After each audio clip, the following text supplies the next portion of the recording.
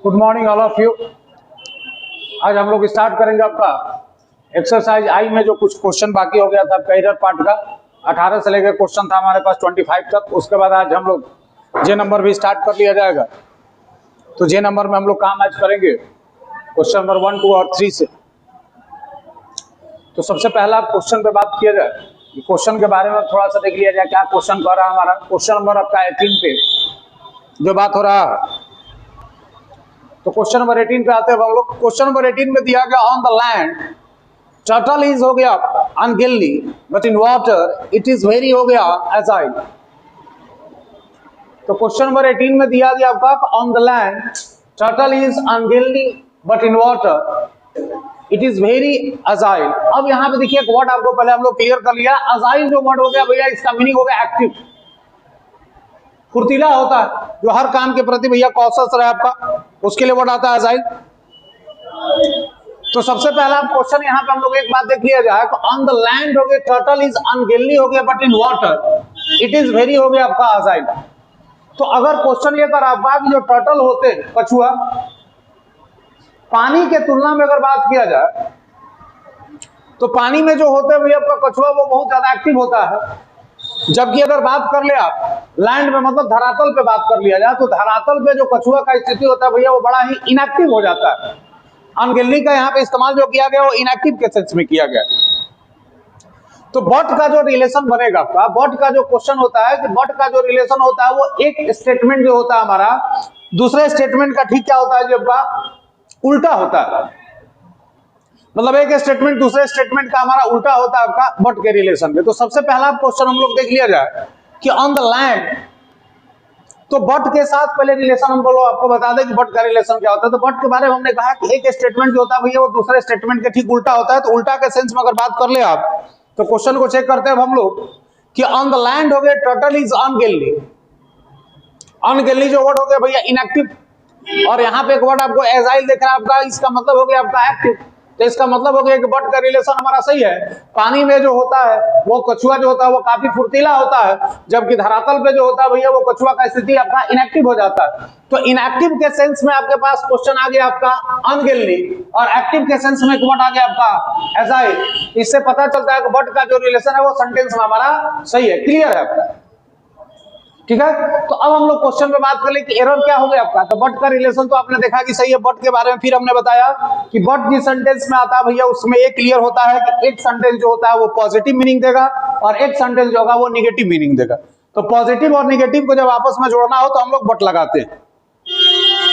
अब यहाँ पे क्वेश्चन आ गया आपका कि अब समस्या क्या हमारे पास। तो समस्या दिख रही है कि जब आप अर्थ के बारे में बात कर ले, अर्थ और अर्थ का इस्तेमाल अगर आप लिविंग के सेंस में बात करते हैं तो भैया सबसे पहले बात कर ले कि लिविंग के बारे में बात करते हैं, मतलब रहने के बारे में अगर बात किया जाए तो उस अवस्था में अर्थ के पहले आप द नहीं लगाते। पहला क्वेश्चन कि अर्थ का इस्तेमाल अगर हम लोग लिविंग सेंस में मतलब रहने के अर्थ में अगर हम लोग करते हैं तो वहां पे भैया आप द का इस्तेमाल ना करें, और अगर अर्थ का इस्तेमाल एक प्लैनेट के रूप में हो जाए तो उसके पहले आप द लगाते। क्वेश्चन ये कह रहा है अर्थ अगर एक प्लैनेट होता है तो उसके पहले द लगाएं, अर्थ अगर प्लैनेट नहीं होता है रहने के सेंस में आ गया तो वहां पे आप द ना लगाएं। तो अर्थ का ही इस्तेमाल हुआ है, मतलब यहाँ पे जो लैंड का इस्तेमाल किया गया है वो हमारे रहने के सेंस में मतलब अर्थ के केस में किया गया है। तो पहला एरर ये है हमारे पास कि लैंड के पहले भैया जब रहने के सेंस में बात आ गया, अर्थ के केस में आ गया तो वहां पे आप द नहीं लगाएंगे। तो लैंड के पहले आप द को आप हटा दे, ऑन लैंड धरातल पर। अब बात आ गई आपका कॉमन थिंग्स में बात हो गई, आपके पास पूरे सिस्टम का बात होता है, पूरे जाति का बात होता है। तो जब पूरा कास्ट का बात होता है तो वहां पे हम लोग उसके साथ द लगाते हैं। किसी भी चीज का लिविंग हो नॉन लिविंग हो, अगर उसके पूरे सिस्टम के बारे में बात हो आपका तो वहां पे आप द लगाते हैं। तो पूरे कछुए के बारे में बात हो रहा है, किसी एक कछुआ का बात नहीं भैया, टोटल कछुआ के बारे में बात हो रहा है कि पानी में वो एक्टिव होते हैं और और अर्थ पे धरातल पे लैंड पे वो इनएक्टिव होते हैं। तो इसका मतलब यहाँ पे जो बात हो रहा है भैया पूरे समूह का बात हो रहा है। तो टर्टल के पहले आप द लगा दें, मतलब लैंड के पहले आप द को हटा दे और टर्टल के पहले द को जोड़ना पड़ेगा, और इस आधार पर इसका आंसर बनेगा ऑप्शन नंबर 1। क्वेश्चन नंबर हो गया जी आपका 18 का क्वेश्चन हो गया आपका ऑप्शन नंबर हो गया 1। लैंड से पहले आप द को हटा दे, क्योंकि लैंड का इस्तेमाल लिविंग में हुआ है, रहने के अर्थ में हुआ है, और रहने के अर्थ में जब होगा तो लैंड अर्थ के साथ आप द ना लगाएं। और टर्टल जो हो गया वो पूरे समूह जाति का बोध कर रहा है, जिसके चलते आपको वहां पे द लगाना पड़ा है। तो आंसर बनेगा आपका on land the turtle is unwieldy but in water it is very agile, option number 1। Question हम लोग चलते हैं आपका 2 नंबर की ओर। अब 2 नंबर क्वेश्चन क्या करा कि your argument was clear to us from the start, there is no need to labour the point. क्या क्वेश्चन है देख लिया। अब यहां क्वेश्चन दे दिया कि आपके पास your argument was clear. Argument जो वर्ड हो गया भैया ये हो गया आपका नाउन। नाउन के पहले ये आपके पास आ गया पॉजेसिव एडजेक्टिव, तो एडजेक्टिव प्लस नाउन हमारा क्लियर है। आर्गुमेंट के हिसाब से हो गया व्हाट, वर्ड भी हमारा क्लियर है। क्लियर वर्ड हो गया आपका, क्लियर के साथ प्रीपोजिशन हो गया आपका टू। क्लियर जो वर्ड होता है अपने साथ प्रीपोजिशन टू लेता है। तो अब यहाँ पे क्वेश्चन ये बन गया आपका एक सब्जेक्ट, क्लियर हो गया हमारा एडजेक्टिव, तो सब्जेक्ट को एडजेक्टिव से जोड़ना है तो am is are was were लगता है। तो ऑप्शन नंबर 1 आपका पूरा सही। ऑप्शन नंबर 2 में अगर हम लोग चलते हैं तो अब क्लियर के साथ प्रीपोजिशन हो गया टू, और प्रीपोजिशन के बाद पढ़ाया गया कि प्रोनाउन का ऑब्जेक्टिव केस होता है, ये भी दिया गया है फ्रॉम द स्टार्ट, मतलब ऑप्शन नंबर बी भी आपका क्लियर। सी में आ जाइए देयर इज नो नीड, तो नो नीड के हिसाब से लगा इज, ये भी हमारा क्लियर हो गया। और किसी भी एक वर्ब बाद जब दूसरा वर्ब आता है तो हो गया 2 + V1, तो यहाँ पे 2 लेबर दिया गया है, तो इसका आंसर बनेगा ऑप्शन नंबर हमारा डी, नो एरर होगा आपका। क्वेश्चन नंबर 19 का आंसर कर ले आप, नो एरर। क्वेश्चन नंबर 20 की ओर हम लोग चलते हैं। बहुत अच्छा सा क्वेश्चन है जी आपका, काफी शानदार क्वेश्चन अभी तक का सेशन में जितना हम लोगों ने अभी पढ़ा। क्वेश्चन दिया the fact that I don't like your fiancé is neither हो गया जो आपका here nor there, what matters is what you feel। पहला जो क्वेश्चन आपके पास आता है I don't like your fiancé, देखिए यहां बात करा है I don't like हो गया जो आपका द फैक्ट जो बात है I don't like your fiancé कि मैं अपने fiancé को पसंद नहीं करती, ये चीज कि नाइदर हियर नॉर देयर, ना वो यहां और ना वहां। व्हाट मैटर्स जो बात है, व्हाट यू फील जो आप फील करते हैं। यहां बात देखिए यू का हो रहा है, तो पहला गलती आपको यह दिखना चाहिए, बात जब यू का हो रहा है इसका मतलब इसका सब्जेक्टिव केस जो होना चाहिए वो यू होना चाहिए। अब जब सब्जेक्टिव केस यू होना चाहिए तो यहाँ पे भैया सबसे पहला गलती हो गया कि यहाँ यू के जगह पे आई के जगह पे कर ले you. You don't like your fiancee, मतलब आप अपने फियांसे को, अपने मंगेतर को पसंद नहीं करती है, इस बात को लेकर कि ना वो यहाँ पे है और ना ही वो वहां पे थे। इस चीज को लेकर आप भैया उनको, ये जो बात है उस बात से लेकर भैया क्वेश्चन में दिया गया, इस बात पर आप उस चीज को नापसंद करती। तो यहाँ ये पॉजिटिव बता रहा है, इसका सब्जेक्टिव जो केस होगा वो होना चाहिए था यू, तो आई के जगह पे पहले हो गया यू। दूसरा बात हो गया कि जो फैक्ट है, फैक्ट का जो कोरिलेटिव आपके पास कंजक्शन की बात कर ले या प्रोनाउन की बात कर ले तो उसके साथ वर्ड आता है व्हाट। तो फैक्ट का कोरिलेटिव कंजक्शन हो गया, चाहे उसका रिलेटिव प्रोनाउन जो होता है वो व्हाट होता है, और जब व्हाट होता है तो भैया दैट की जगह पे आपको लगाना पड़ेगा व्हाट। और क्वेश्चन नंबर 20 का आंसर बनेगा the fact what you don't like your fiancee, और आंसर इसका होगा ऑप्शन नंबर 1। क्वेश्चन नंबर 20 का ऑप्शन नंबर 1 और 1 क्यों हुआ इसके बारे में फिर से एक बार आपको रिपीट करते हैं हम कि जो फैक्ट वर्ड है इसका कोरिलेटिव कंजक्शन या रिलेटिव प्रोनाउन कह ले या क्लॉज कह ले, जो आप कह ले भैया आपका उस अवस्था में ये होता है, लेता अपने साथ व्हाट। तो अब यहाँ पे फैक्ट के चलते व्हाट हो गया और बात हो रहा था योर के हिसाब से दिखा गया। यहाँ भी आपको दिख रहा है कि सब्जेक्ट यू है तो बात यहाँ पे यू का हो रहा था, इसलिए आई के जगह पे आपने कर दिया यू, ऑप्शन हो गया आपका 1। एक और अब हमारे पास रूल आता है, बहुत अच्छा रूल आपके पास आ गया। क्वेश्चन क्या करा है कि अगर देख ले आप रूल में हो गया कि अगर क्वेश्चन में हियर हो जाए चाहे अगर दियर हो जाए, हियर और दियर से अगर सेंटेंस मान लीजिए अगर शुरू कर दिया आपने, हियर और दियर से अगर सेंटेंस को शुरू कर दिया और अगर उसका सब्जेक्ट अगर नाउन हो जाए, हियर और दियर से अगर सेंटेंस शुरू हुआ हो और अगर उसका सब्जेक्ट नाउन होता है तो सबसे पहला बात जान ले कि उस नाउन का भैया आपका हियर और दियर के बाद V1 और V5 लगाते हैं।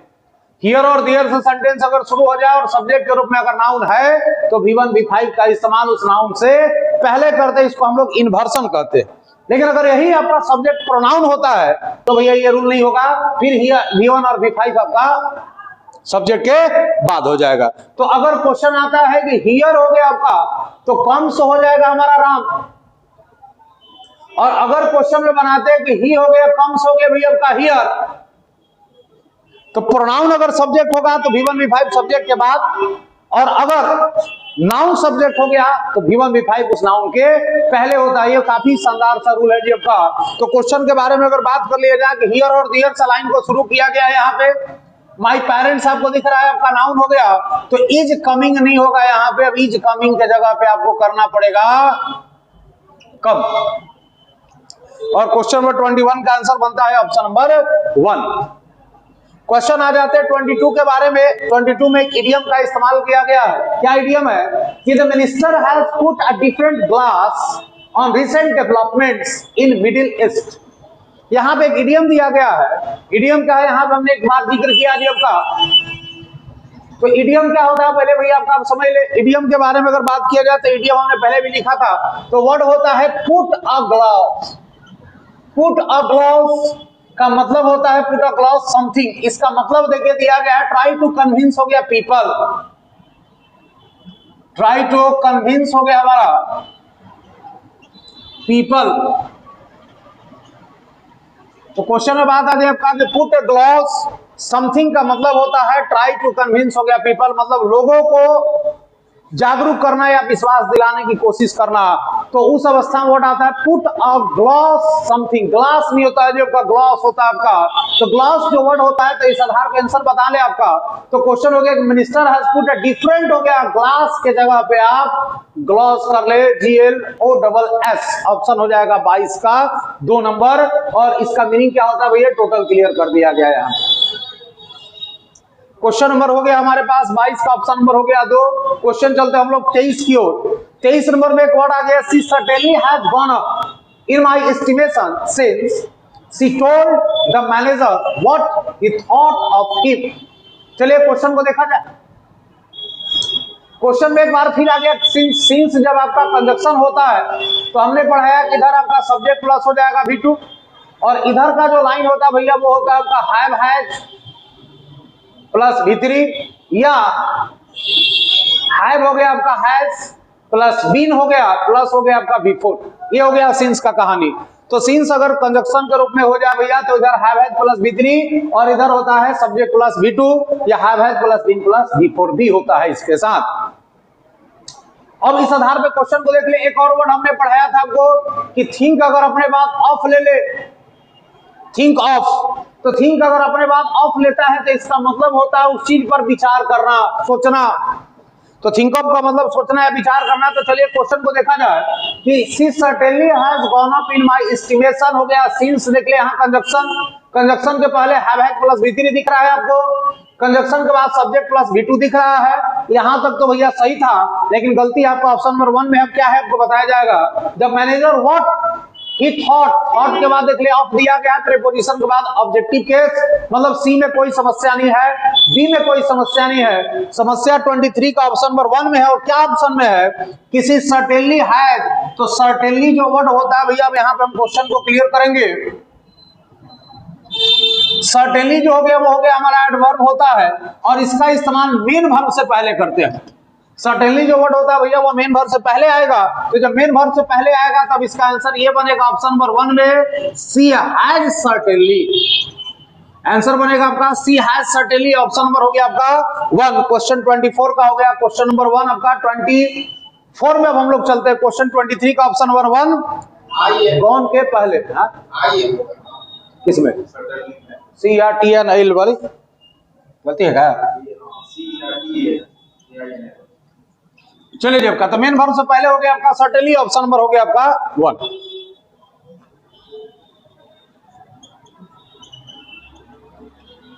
सर्टेनली हमारा एडवर्ब और इसका इस्तेमाल हमेशा मेन वर्ब से पहले। तो क्वेश्चन में आ गया बात 23 हमारा हो गया क्वेश्चन क्लियर। 24 में आपके पास आ जाते हैं हम लोग।